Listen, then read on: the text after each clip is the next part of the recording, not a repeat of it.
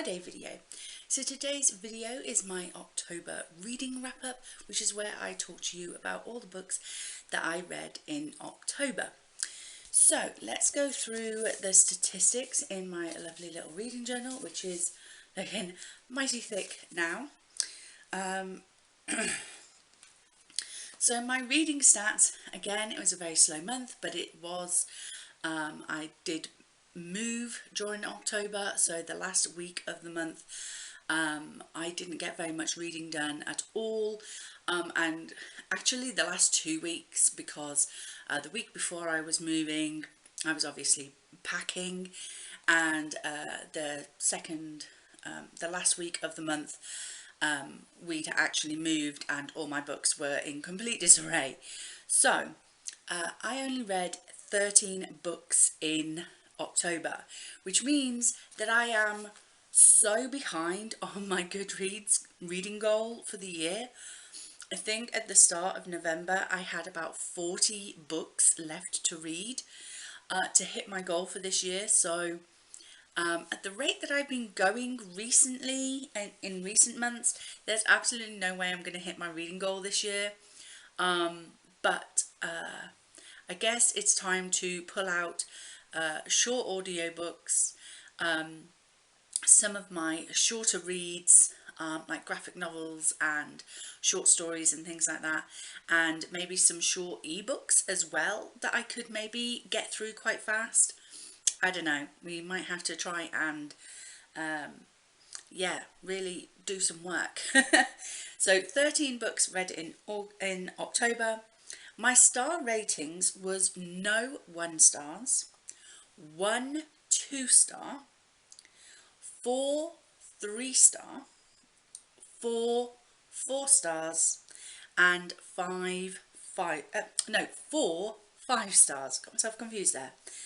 In the formats that I read 1 ebook, I read 3 audiobooks, and let's be honest, most of them were read during the time that I moved, and I read 10 physical books.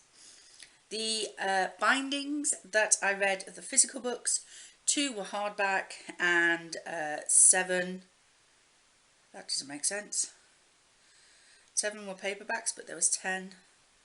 I must have missed one. I'll have to go back through my statistics for that.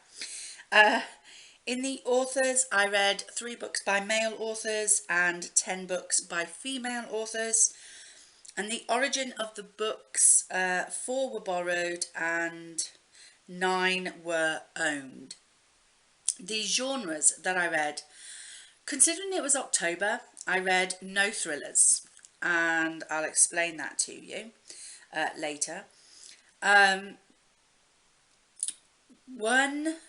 contemporary, no classics, 3 manga graphic novels, 3 middle grades, non-fiction, and 6 sci-fi and fantasy.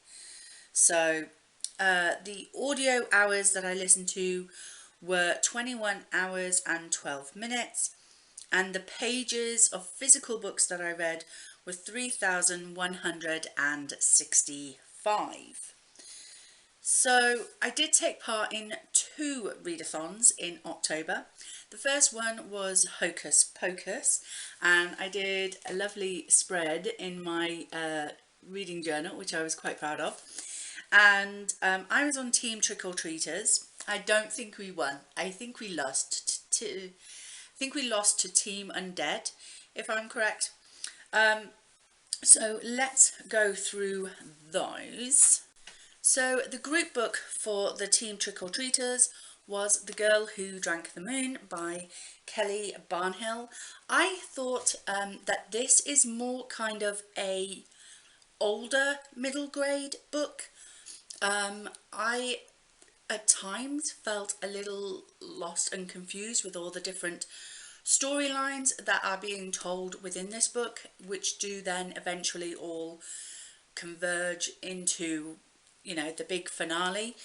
I felt like this book was along the lines of like Erin Morgenstern's writing and Laini Taylor's writing. I felt like It was very magical, very whimsical, and lots of little key stories, as I say, that then eventually converge into the big finale. But I would definitely say that this is not for younger kids. This is definitely a story that I would give to sort of more mature 9 to 14-year-olds. Despite it looking like it should be for the younger audience, I think the cover is kind of misleading. I definitely wouldn't give this to someone younger than 9.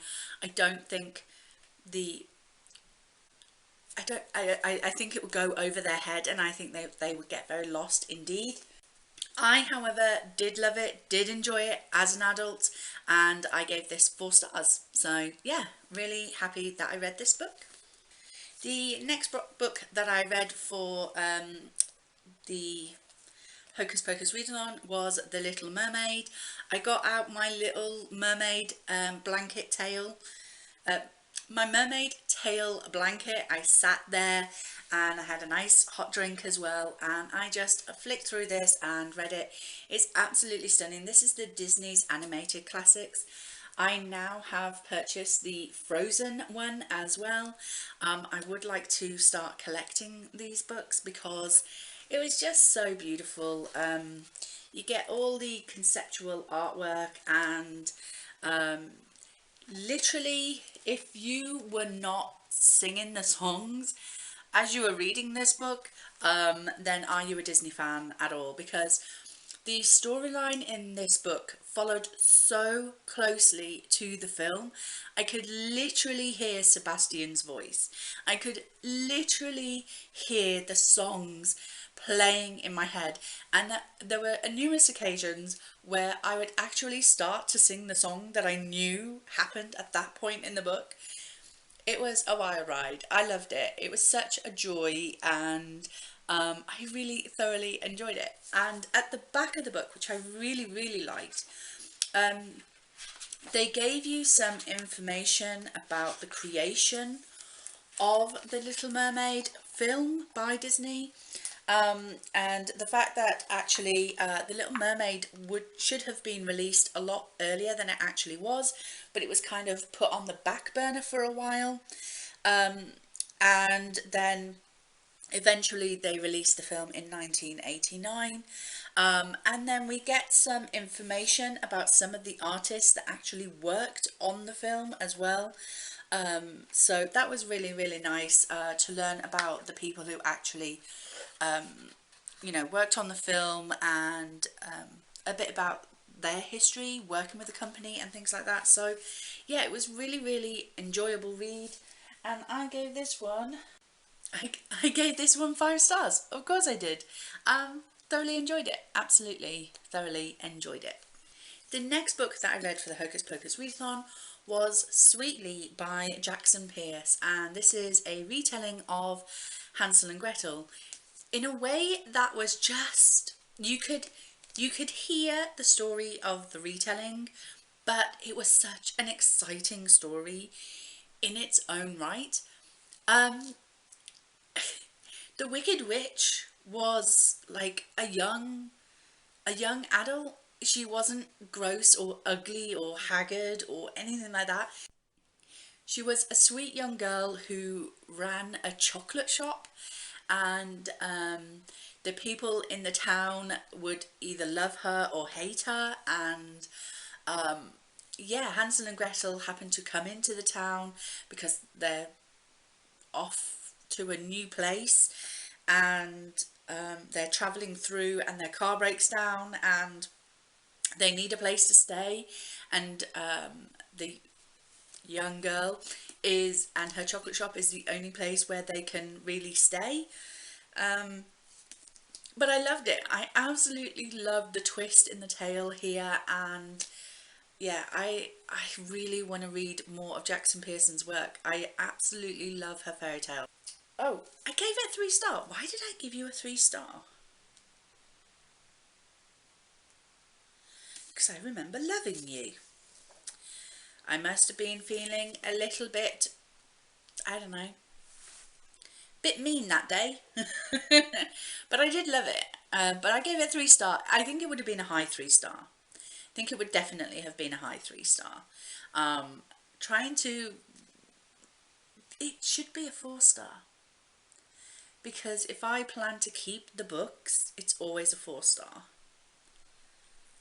Yeah, I've put it down as a 3-star on my reading journal, but I think looking back, thinking about it, it's definitely a 4-star. So yeah, that's that. Those were the only books that I actually read for Hocus Pocus Readathon. However, I did have 2 other books that I should have read for the Hocus Pocus Readathon. Okay, so the one book that I did not get to at all was Ninth House by Leigh Bardugo. It is up on my shelves. It's right at the bottom of a large stack of books, so I'm not going to prize it out just to show you. I did not get to that book at all, which is really disappointing because I had kept that book all year with the thought of reading it in October, because it's a dark academia book. I thought spooky read, deals with occult themes, perfect for Halloween season. Did not get to it. So I don't know if I will keep it for next October now or just try and get to it early next year, because I already have December's TBR picked out and November is already in flow. So yeah, but I did not get to that book at all, which is a shame because I was really looking forward to it. But the other book that I didn't get to, well, I did get to it. I'm halfway through. So this is The Murders at White House Farm by Carol Ann Lee, and this is the story of Jeremy Bamber and the killing of his family, the definitive investigation. This is a true crime non-fiction book, and I am literally halfway. Like, I am there. Let me show you. So I am here, literally halfway through. The deal with this was I knew that this was going to be the book that took me the longest to read in October, because non-fiction always takes me so long to read. I don't know what it is. I guess there's no drive through the story to find out what happens, because I already know what happens. Jeremy kills his family. But it's very dry as well. There's no excitement, you know, there's no characters to fall in love with. These are real people, you're dealing with real lives, and you're dealing with a lot of facts, so it really does slow my reading down. And so this was actually the first book that I picked up on October the 1st, and I'd planned to read a set amount of pages per day. I took the total number of pages in the book, I divided it by 31, it came out to be only something like 15 pages a day, and I thought, well, that's doable. And I did for about the first week and a half. Then I started faltering, because obviously I started packing and sorting out the move, and then we moved, and and then I was so busy picking up all my other books that I really wanted to get finished that I just didn't pick this one back up again. And we're now like almost halfway through November, and I still haven't gone back to reading this yet. I have kept this on my Goodreads as still reading, mainly because I do want to keep working my way through this book. A good friend of mine sent this to me because I expressed an interest in it. So, you know, to be respectful of that, of my good friend's gesture, I really do want to finish it, but it's just so slow going. Okay, so the second readathon that I was taking part in was the Phoenix Riders Readathon, and I was hoping to get tier 1 and tier 2 read, completed. I can tell you I did not complete tier 2 at all. I didn't even start on it. So I did complete tier 1, and the first book I read for that was Ice Massacre by Tiana Warner, and I can tell you I am looking to purchase book 2 and book 3. I loved this story. Oh my god, I really enjoyed it. Um, I am discovering that I like sirens more than mermaids. I like the darker side of mermaid myth and legend. These are killer mermaids. I loved it. This was a page turner. I could not put this book down. It was one of those books that I just, when I wasn't reading it, I was thinking about it. I cannot wait. As soon as I'd finished this book, and it does end on a little bit of a cliffhanger, so you kind of need to read book 2, I was straight onto Amazon looking for what book 2 and book 3 was.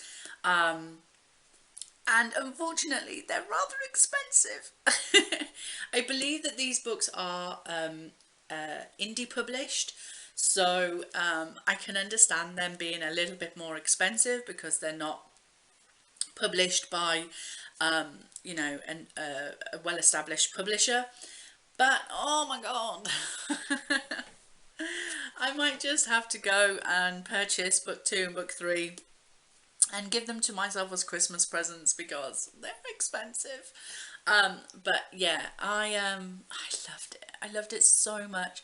The darkness and yeah, the twists in the tale. It was superb. It was brilliant. I would say that this is kind of similar to Drowning in the Deep. Is it Drowning in the Deep? What was that called? Into the Drowning Deep by Mira Grant. And I would say that if you are put off from reading Into the Drowning Deep because it is quite scientific, read this one instead, because this one is not scientific. This is definitely fantastical and magical and dark, and it's not as gory. I would say it's not as gory as Into the Drowning Deep. Into the Drowning Deep really had that sort of October, you know, murder gore kind of feel. This one doesn't, but it still really gripped me, and oh, I just cannot wait to read the next 2 books in this series. So I gave it 5 stars. Obviously, I loved this book so much. This could be a new favourite of mine. This is Children of Blood and Bone by Tomi Adeyemi, and I was terrified of this book. And I'll tell you why. Because it's all right wanting or feeling the need to diversify your reading and pushing yourself out of your comfort zone. It's okay to do that. But sometimes my worry is that I won't understand it. I won't get the meaning. I won't understand the references because it's talking about cultures and a lifestyle that I have absolutely no knowledge about, and then that makes me feel ignorant and sad and disappointed with myself because I don't understand, and then I feel like I can't review the book properly or enjoy the book properly because I don't get those cultural references or you know, the proper meaning of the book. But this book, ah, this is the kind of story where you feel like there is an underlying message. And there is. The author mentions in the author's note at the end, and I do like to read the author's note at the end. And she basically says, Children of Blood and Bone was written during a time where I kept turning on the news and seeing stories of unarmed black men, women and children being shot by the police. I felt afraid and angry and helpless, but this book was the one thing that made me feel like I could do something about it. I told myself that if just one person could read it and have their hearts or minds changed, then I would have done something meaningful against a problem that often feels so much bigger than myself. I got the feeling that this was a book that had a bigger story behind it. And I got that feeling, but it didn't take away from the story that was being told. And I loved it. I I got the fact that, you know, there was apartheid in Africa, and I want to learn more about that time period because I'm intrigued. Like, I know that my knowledge of that time is very minimal, and I want to know more about it because this book inspired me. And rather than sounding judgmental or being a rant about this message, it told the story in such a beautiful way that it was kind of like being took by the hand and led to information. Do you know what I mean? Rather than being dragged there, kicking and screaming, I was led gently by the hand. I felt like this story was handled beautifully. I do have book 2 up on my shelves. I almost picked it up straight away, but I was so aware that I had so many books left on my TBR that I needed to read, and I was just like, no, I just want to read the second book of this one. And I wish that I had, but it's actually on my December TBR. That's how much I love this story. I could not wait too much longer. I knew that it wasn't on my November TBR because I'd already picked out my November TBR. So by the time I'd finished this, so I put it on my December TBR. The second book is going to be in my December TBR. Heads up. Loved it. Just beautiful. 5 stars. New favourite. Yes, highly recommend. If you haven't read it yet, please read it. Please read it. So there's that one. I also read Sweetly for the Phoenix Riders readathon because I did have some crossovers. And then the last book that I read for the Phoenix Riders readathon, or should I say DNF'd. Yeah. The Girl with the Dragon Tattoo by Stieg Larsson. Stieg Larsson, not sure.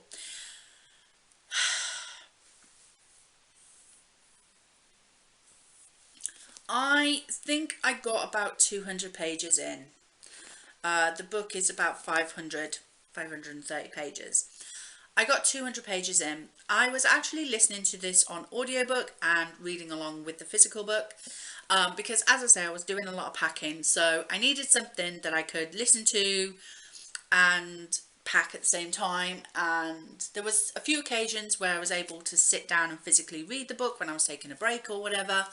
But yeah, this was the book that I chose. I hated it.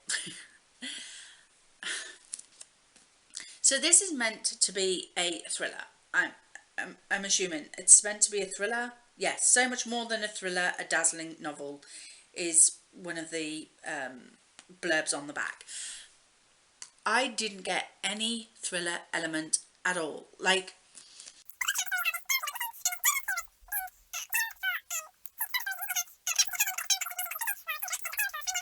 however, her part of the story starts pretty weirdly. Like, we get a bit of background about Elizabeth, how she was raised in the foster care system, and she was mistreated by a person in authority.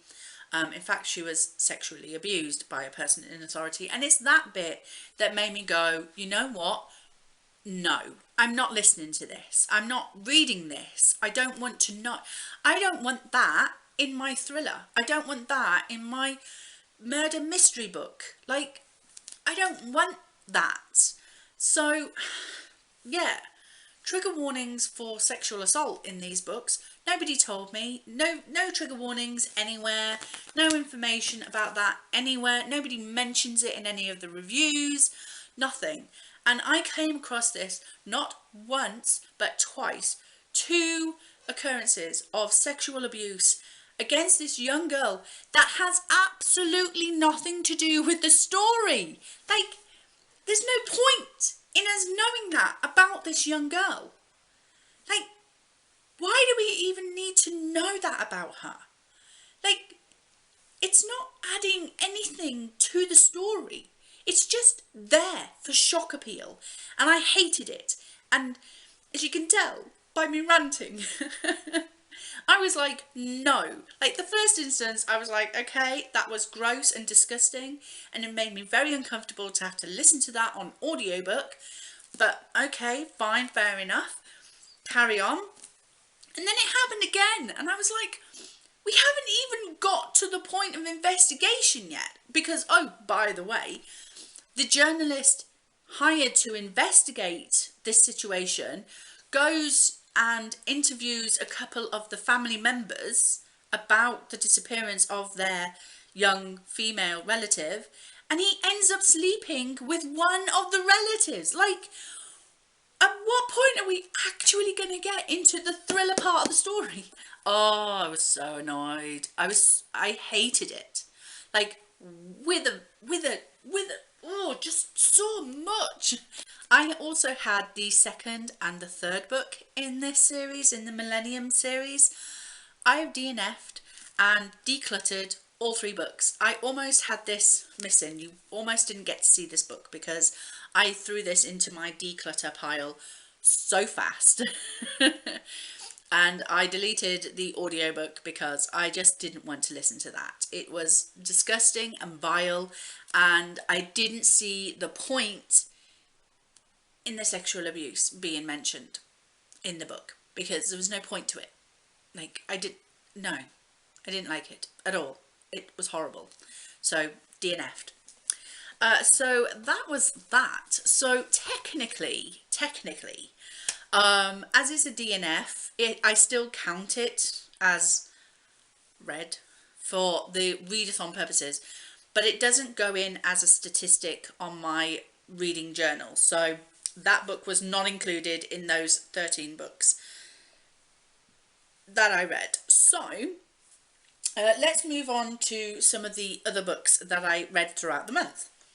So as I said, while I was packing, I was listening to audiobooks, and after I DNF'd that pile of crap, I found another audiobook that I could listen to, one that I thoroughly enjoyed. This is Catching Fire by Suzanne Collins, which is the second book in the Hunger Games series. I do have the physical copy, but as I say, I needed an audiobook, found this on Scribd, so I thought, you know what, let's carry on with the series. I read The Hunger Games a month ago, 2 months ago. So yeah, I definitely wanted to carry on with the series. We all know about Katniss Everdeen, and this time we're dealing with the 75th Hunger Games, where, spoiler alert, but if you don't know by now, where have you been? But Katniss ends up back in another Hunger Games. So yeah, although the second Hunger Games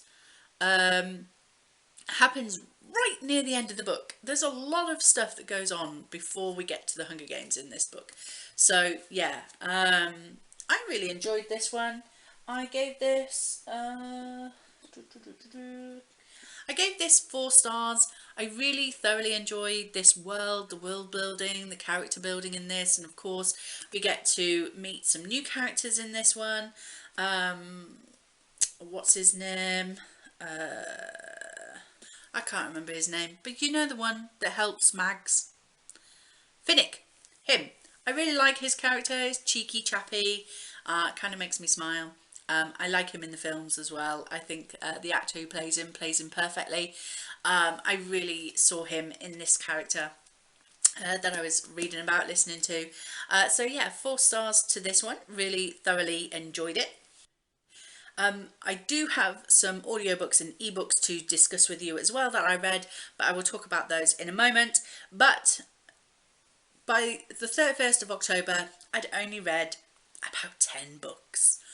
So, no, 9 books, sorry. I'd only read 9 books in the whole of October.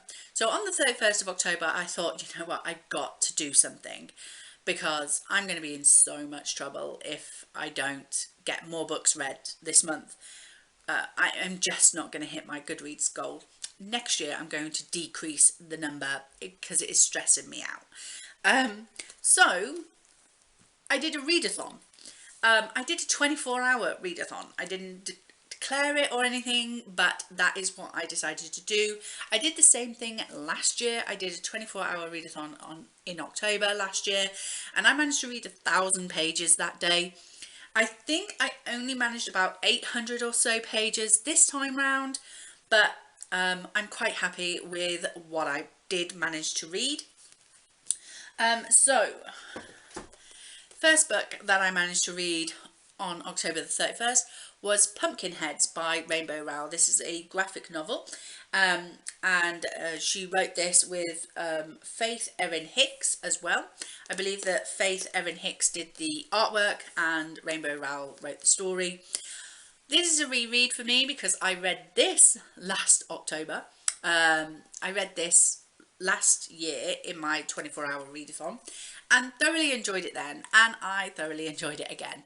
This is a cute story about two friends who work every year at their local pumpkin patch, but this is their last year working there because they're both about to go off to college in America, and so they don't think that they'll be able to come back and work the pumpkin patch again because they'll be too busy at school.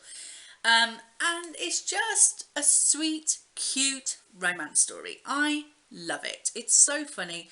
We have this young girl here who is just, she's so adorable and cute. Like, she loves food. Okay, she loves her food and she's not ashamed of it, and she has chosen that this last night she is going to try all the food at the pumpkin patch that is on offer that she's never been able to try before because she's been too busy working. And he is a young boy who has always had his eye on this girl who's worked at the pumpkin patch as well, but he's never had the guts to go up and tell her that he likes her, and he's never had the guts to ask her out. So they go off on this wonderful little adventure around this massive pumpkin patch. It's like a little theme park, to be honest. Yeah, just romance ensues, and it's just adorable and cute, and I loved it last year and I loved it again this year. It was again 5 stars. No, 4 stars. I gave it 4 stars this year. So yeah, thoroughly enjoyed that one.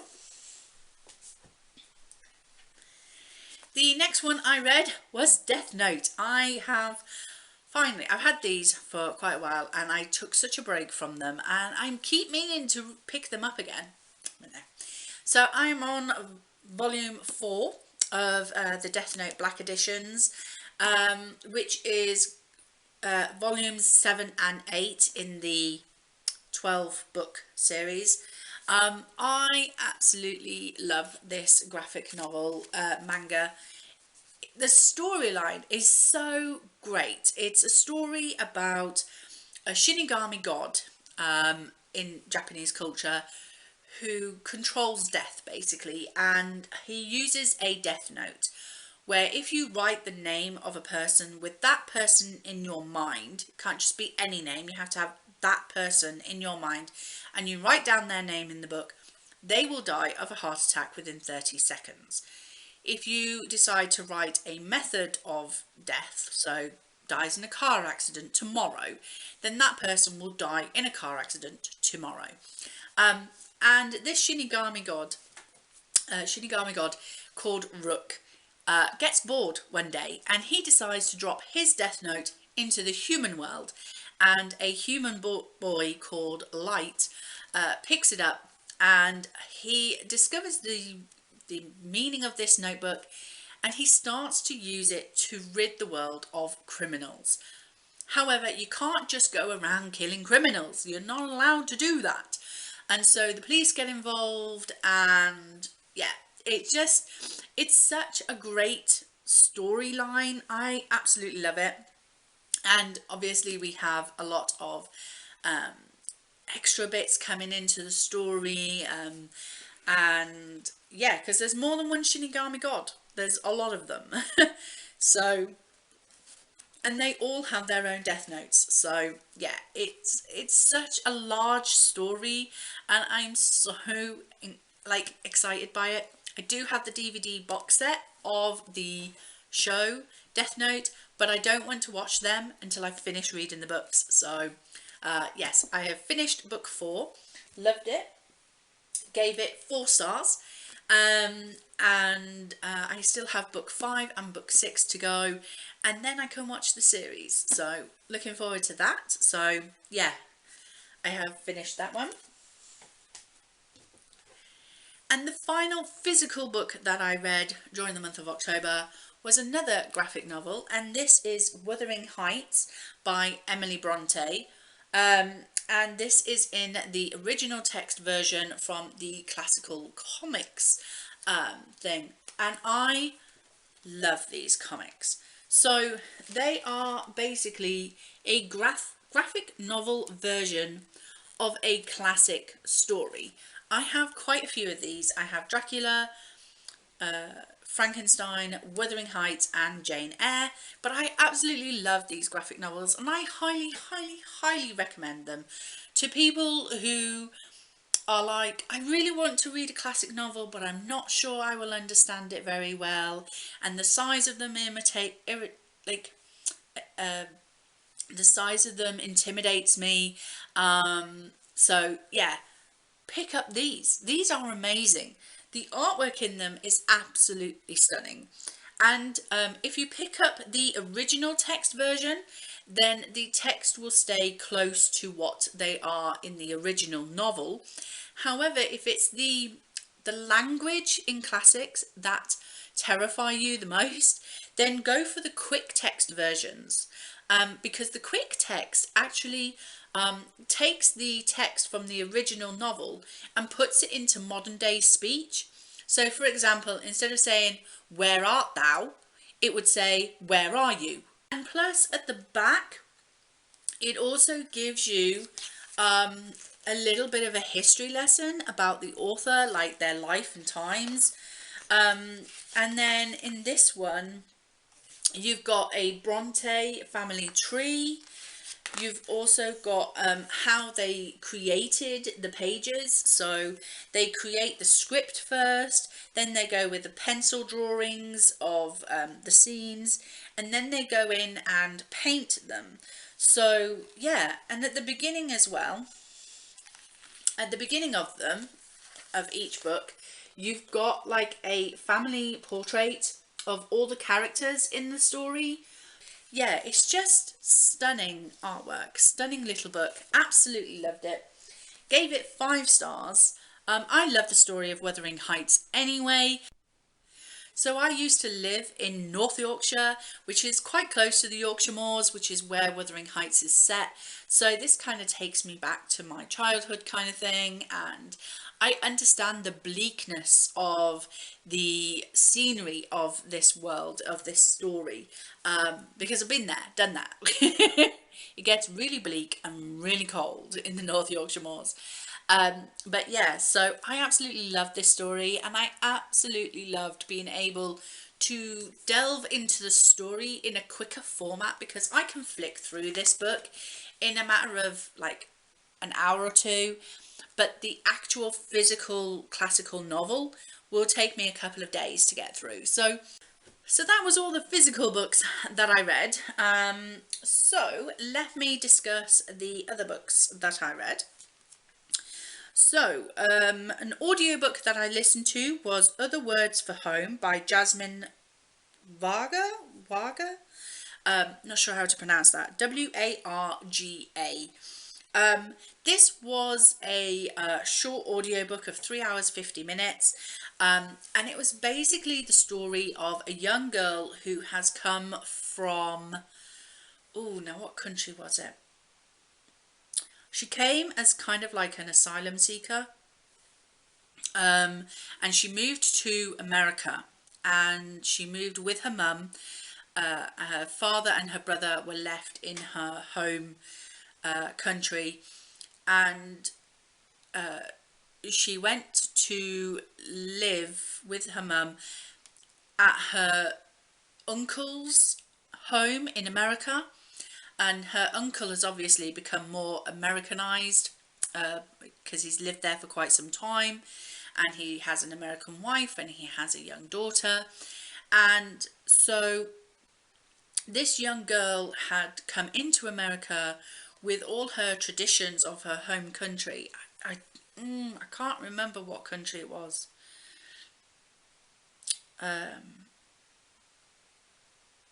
But you know, she wore a headdress and things like that, and her cousin would be like, why are you wearing that? You don't have to wear that here. Why would you want to wear that here? And the young girl was sort of saying, because it's my heritage, this is my tradition of my home country. And actually listening to this story was really really important, actually, because I found myself thinking along similar lines of the American cousin. I've thought those same things. Like, you don't have to wear those in this country. Why are you doing that to yourself? You know, and I never thought for once that it might be a sense of pride for these women to wear these headscarves, these hijabs. I hope I'm pronouncing that right. But it might be a sense of pride for them. So, you know, it's not up to me to say, well, you don't have to wear that because you're in the UK now or you're in America now. Because for them, this isn't their home country, and but they're living here because it's safer for them. But doesn't mean they have to completely wipe out the traditions of their home country, whether or not I agree with that. So it was really a real big eye-opener for me, because it really made me question my thoughts. I thought I was being, you know, a modern woman, you know, but actually my thoughts were wrong, and I admit that. And this book helped to open my eyes to that. So I'm really glad that I listened to this story. I did give that 3 stars. I listened to another audiobook, The Girl Who Could Silence the Wind by Meg Medina. I don't remember much about this story, to be honest. As I say, I was listening to it while I was packing. I gave it 3 stars. But I honestly, I can't even tell you what it was about.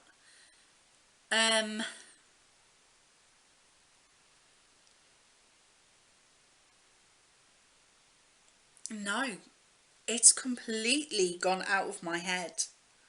So there's the problem of listening to audiobooks while you're doing something else. You're not actually taking in the story. So I can understand why some people say audiobooks are not reading. They are, because Other Words for Home by Jasmine Waga, I listened to that and I understood that and I was packing. But The Girl Who Could Silence the Wind by Meg Medina, that's gone totally over my head. So yeah, that must have been a little bit closer to me actually moving. So I do apologise, but I can't tell you what that one was about. But apparently I really enjoyed it and gave it a 3 stars. The next audiobook I listened to was The Sound of Stars by Alexia Dow. And I think that one was the one about a young girl who was living in a world that had been overtaken by an alien species. And the alien species had banned music and books because they thought that they would inspire the humans to rise up and rebel against the aliens. But this young girl decides to hide a secret library and loan these books out to her friends and family and people. And one of the aliens actually discovers her secret library, and he, instead of reporting her to the authorities and her being executed for breaking the rules, he actually asks for her help to discover more books and more music, because he enjoys music even though he's not supposed to. And I really enjoyed that. I gave it 3 stars as well. So yeah, I really enjoyed that one. And then the audiobook that I read, and I actually read this audiobook on the 31st of October when I was doing my little 24-hour readathon. The ebook is called Noah, and it is part of the Anderson Billionaire series by Melody Ann. It is a short romance, smutty novel. I wouldn't say there's a lot of smut. There's a couple of sex scenes in there, but it's not like smut. I've read worse. But it was a cutesy little romance novel. So I wouldn't say that this second book, Noah, was as good as the first book, which I read back in July. And that first book was called Finn. And I gave that one, Finn, 3 stars. This one I gave 2 stars because it was very much a miscommunication kind of story where they both admit to themselves that they have feelings for the other person, but refuse to give in to them for no reason than just refusing to give in to their feelings. I don't know why, because every time they came together they ended up sleeping together, and then they would go, no, we shouldn't be doing this, we're supposed to be working together on this project, so let's not do that again. And then they would deny themselves. Do you know what I mean? So it was just like angst for no reason. They both admitted they actually fancied the pants off each other, but they refused to actually give in to that because they were working together. It was just 2 stars. I gave it 2 stars. It wasn't the best. I'd actually been reading that for over a month, and it was only a short novel, so it shouldn't have taken me that long. So that's why I got a 2 star. But that was that. So those are all the books that I read in October. I hope you enjoyed this wrap up. If you did, please like, comment and subscribe, and I will see you in the next video. Bye.